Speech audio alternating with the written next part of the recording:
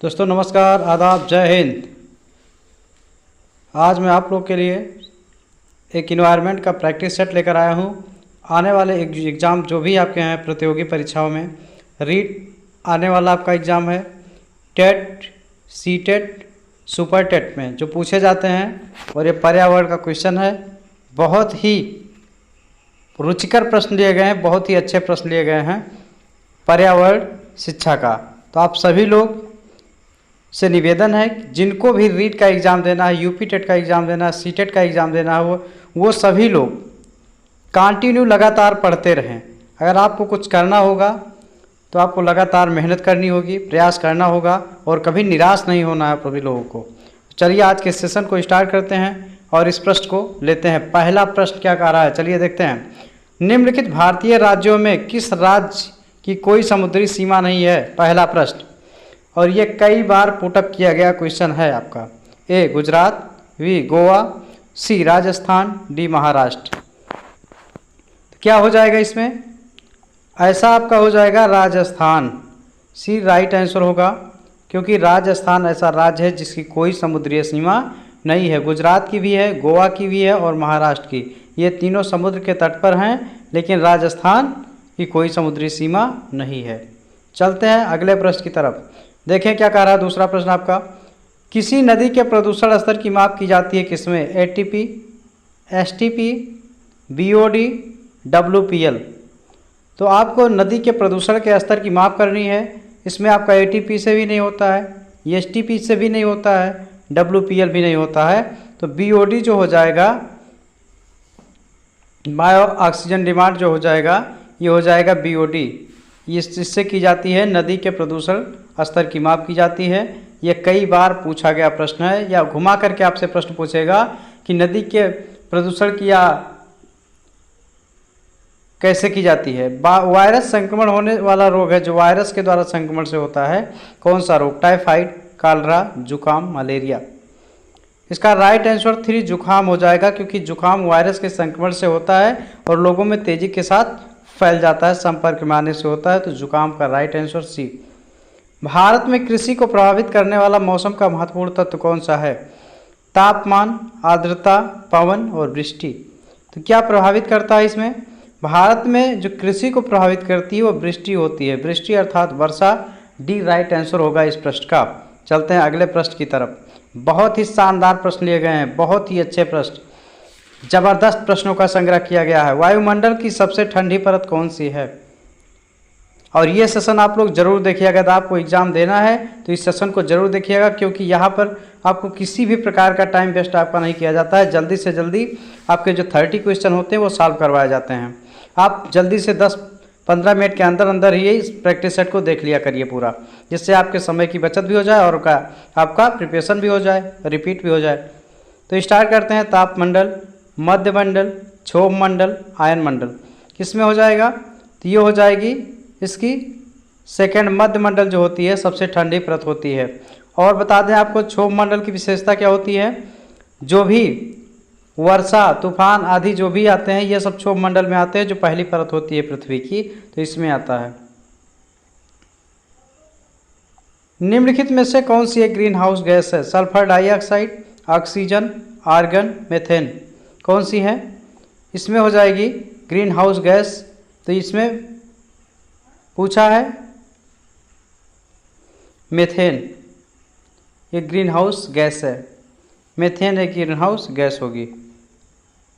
अगला प्रश्न लेते हैं। चलिए देखिए, भारत में प्रोजेक्ट टाइगर की शुरुआत हुई कब हुई थी, किस सन में? 1973, 1982, 1992, 1996। बहुत ही बेहतरीन प्रश्न यह है, कई बार पूछा गया है। तो भारत में प्रोजेक्ट टाइगर की शुरुआत 1973 में होती है, इसको याद रखिएगा। बार बार रिपीट होने वाला क्वेश्चन है, रिपीटेड क्वेश्चन है। अगला क्वेश्चन लेते हैं, दमदार क्वेश्चन है यह। पृथ्वी तल पर उस काल्पनिक रेखा को क्या कहते हैं जो 180 मेरिडियन यामोत्तर पर खींची गई है? यह अंतर्राष्ट्रीय तिथि रेखा, कर्क रेखा, विषुवत रेखा, प्रधान यामोत्तर रेखा। ये हो जाएगी कौन सी रेखा? तो ये हो जाएगी जो अंतर्राष्ट्रीय तिथि रेखा इसको बोलते हैं। ये इसका राइट आंसर होगा, इसको आप लोग मत बोलिएगा, ये हाई स्कूल 9th से आपका ही मिलता है। चलिए, निम्नलिखित में से किस राज्य में गोल्फ ऑफ मन्नार मैरीन राष्ट्रीय पार्क स्थित है? किसमें है? गुजरात, तमिलनाडु, अंडमान द्वीप, पश्चिम बंगाल। इसमें क्या हो जाएगा? तमिलनाडु बी राइट आंसर हो जाएगा। इसी पे गोल ऑफ मन्नार मैरीन राष्ट्रीय पार्क स्थित है। रिपीट कर देते हैं, गोल ऑफ मन्नार मैरीन राष्ट्रीय पार्क तमिलनाडु राइट आंसर इसका होगा। चलिए इसको लर्न रखिएगा, इंपॉर्टेंट क्वेश्चन है एग्जाम की दृष्टि से।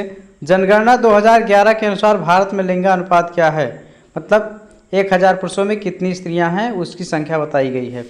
940, 1000, 916, 1000, 920, 1000, 982, 1000। तो आप सभी लोग जानते हैं 940 हो जाएगा। 43, 44 जो भी आता है तो वही आंसर आपका नियर अबाउट माना जाता है। 940 1000 पर ये संख्या है आपकी। अगला प्रश्न है, बहुत ही बेहतरीन प्रश्न है। किसी में से एक प्राणी को किसान का मित्र कहा जाता है? बहुत आसान सा क्वेश्चन। चींटी, केचुआ, मधुमक्खी, तितली, कौन सा होगा इसमें? तो केचुआ भी इसका राइट आंसर होगा, क्योंकि किसान का मित्र किसको कहा जाता है? केचुए को कहा जाता है, अर्थवर्म को। पर्यावरण को बचाने के लिए चिपको आंदोलन से कौन सा राज्य जुड़ा हुआ है? या ऐसे क्वेश्चन आपको पूछेगा चिपको आंदोलन किस राज्य में हुआ था, इस तरह टाइप का क्वेश्चन। उत्तर प्रदेश, झारखंड, उत्तराखंड, छत्तीसगढ़, कहाँ पे हुआ है? तो ये हो जाएगा उत्तराखंड, राइट आंसर इसका हो जाएगा सुंदरलाल बहुगुणा। ये हो जाएगा चिपको आंदोलन, पौधों की रक्षा की गई थी चिपक करके, वहीं से आंदोलन उत्तराखंड से स्टार्ट हुआ है। जीवों के व्यवहार का अध्ययन किया जाता है इटियोलॉजी में, नियोलॉजी में, इथोलॉजी में, डेमोलॉजी में। किसमें किया जाता है? तो इसमें हो जाएगा इथोलॉजी के अंतर्गत जीवों के व्यवहार का अध्ययन किया जाता है, right answer C. Question number 14 है, समुद्री शैवाल किसका महत्वपूर्ण स्रोत है? ये पूछा जाने वाला प्रश्न है। क्लोरीन, ब्रोमीन, आयोडीन, लोहा। तो आप सभी लोग जानते हैं इसमें, क्योंकि जो समुद्री शैवाल होता है आपका आयोडीन उसमें पाया जाता है, पर्याप्त मात्रा में आयोडीन होती है। ठीक है, राइट आंसर होगा। सैकलाइकेन है, क्या है? परजीवी है, रसायन स्वपोषी है, अपघटक है, सहजीवी है। ये भी आपका एग्जामिनर का एक चुनिंदा प्रश्न के रूप में जाना जाता है, लाइकेन। तो लाइकेन आपका सहजीवी का काम करता है, ये आपका डी राइट आंसर हो जाएगा। अगर आपसे सैकलाइकेन पूछता है तो सहजीवी होगा, यही राइट आंसर हो जाएगा। आप लोग इसको ध्यान रखिएगा बहुत अच्छी तरीके से। CNG का ईंधन के रूप में किससे इसमें इस्तेमाल किया जाता है? उद्योगों में, वाहनों में, उद्योगों में, खाना बनाने में, वाहनों एवं उद्योगों दोनों में। किसमें? तो ये होता है वाहनों और उद्योगों दोनों में। CNG कंप्रेस्ड नेचुरल गैस होती है जो वाहनों और उद्योगों दोनों में यूज़ की जाती है, राइट आंसर इसका ये होगा। चलिए अगला दमदार प्रश्न लेते हैं, बहुत ही बेहतरीन प्रैक्टिस सेट है ये। पर्यावरण जागरूकता का किसके द्वारा सृजन किया जा सकता है? व्याख्यान, क्षेत्रीय भ्रमण, समूह वार्तालाप, अध्ययन। क्या हो जाएगा इसमें? क्षेत्रीय भ्रमण राइट आंसर होगा, क्योंकि पर्यावरण की अगर जागरूकता आपको लेनी है तो वहाँ पे जा करके जब अच्छे से देखेंगे तब वो बहुत बेहतरीन हो पाएगा।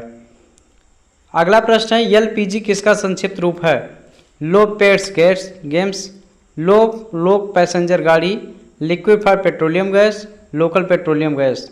क्या हो जाएगा? तो ये लिक्विड पेट्रोलियम गैस हो जाएगा। इसका फुल फॉर्म होता है LPG का संक्षिप्त रूप liquid petroleum, liquefied petroleum gas, इसको मत भूलिएगा, राइट आंसर होगा।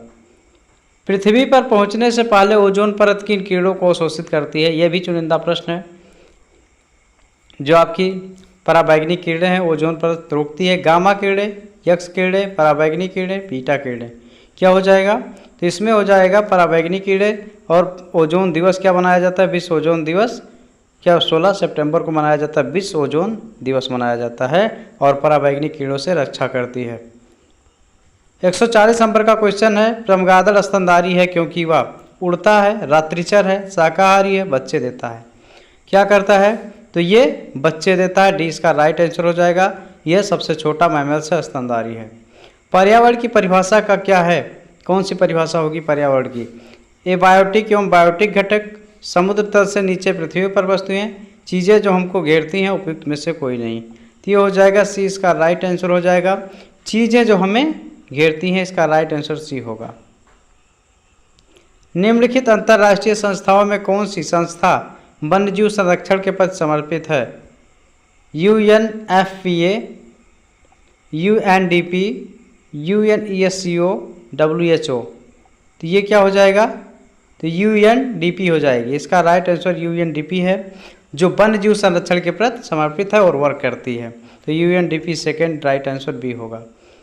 कृत्रिम वर्षा के लिए मैग्नीशियम के लिए प्रयुक्त रसायन है कौन सा? Silver nitrate, potassium bromide, silver iodide, potassium nitrate. क्या होगा राइट आंसर इसका? इसका हो जाएगा सिल्वर आयोडाइड हो जाएगा। सिल्वर आयोडाइड हो जाएगा, इसका राइट आंसर होगा सिल्वर आयोडाइड। बायोडीजल तैयार किया जाता है यूट्रिकुलेरिया, जैट्रोफा, देवदार से, यूकेलिप्टस से। तो ये हो जाएगा आपका जैट्रोफा राइट आंसर हो जाएगा, इसी से तैयार किया जाता है बायोडीजल। अगला विश्व ओजोन दिवस मनाया जाता है 21 मार्च, 16 सितंबर, 25 अप्रैल, 5 जून। कब मनाया जाता है? तो 16 सितंबर को मनाया जाता है। अभी आपको पहले हम बता भी चुके हैं, विश्व ओजोन दिवस 16 सितंबर को मनाया जाता है। अगला क्वेश्चन है, क्या कह रहा है? सिल्वीकल्चर संबंधित है किससे? वन एवं वन्य उत्पाद, सिल्क, फूल, उर्वरक, किससे संबंधित है? तो ये वन एवं वन्य उत्पाद से सिल्वीकल्चर संबंधित है। राइट आंसर इसका हो जाएगा ए। अगला, निम्नलिखित में से किस जनपद में चंद्रप्रभा वन्यजीव अभ्यारण्य स्थित है? लखीमपुर खीरी, चंदौली, लखनऊ, वाराणसी। कहाँ पे हो जाएगा? तो ये हो जाएगा बी, चंदौली हो जाएगा। यहाँ पे कौन सा? चंद्रप्रभा वन्यजीव अभ्यारण्य स्थित है। राइट आंसर क्या हो जाए? अगला, निम्नलिखित में से कौन द्वितीय श्रेणी का उपभोक्ता है? हाथी, सांप, शेर, बकरी। कौन सा हो जाएगा? इसमें हो जाएगा सांप हो जाएगा द्वितीय श्रेणी का उपभोक्ता। यहाँ से एक प्रश्न आपका बनता है। झूम की खेती बहुत आसान सा क्वेश्चन है और ये भी चुनिंदा क्वेश्चन है जो एग्जामिनर के दिमाग में हमेशा आता है, किसी न किसी तरह के घुमा करके पूर्वी राज्यों से या झूम की खेती या ट्रांसफर फार्मिंग इस सब तरह से पूछा जाता है। केरल, बिहार, मेघालय, तमिलनाडु। तो इसमें आपका जो मेघालय आ जाएगा इसका नाम आ जाएगा, तो तुरंत आप लगाइएगा, झूम की खेती पूर्वी भारत में की जाती है। अगला प्रश्न आपका है बेहतरीन प्रश्न, सूक्ष्म बर्फ किसका ठोस रूप है? Ammonia, carbon dioxide, nitrogen, oxygen. किसका होगा? तो ये हो जाएगा कार्बन डाइऑक्साइड का शुष्क बर्फ जो होता है कार्बन डाइऑक्साइड का रूप होता है CO2। इसका जो होता है सूत्र होता है CO2 कार्बन डाइऑक्साइड। तो ये आपके 30 प्रश्न थे जो पर्यावरण के, जो सभी प्रतियोगी परीक्षाओं में पूछे जाते हैं। आप सभी लोग स्वस्थ रहिए और अपना कार्य करते रहिए, पढ़ते रहिए। धन्यवाद।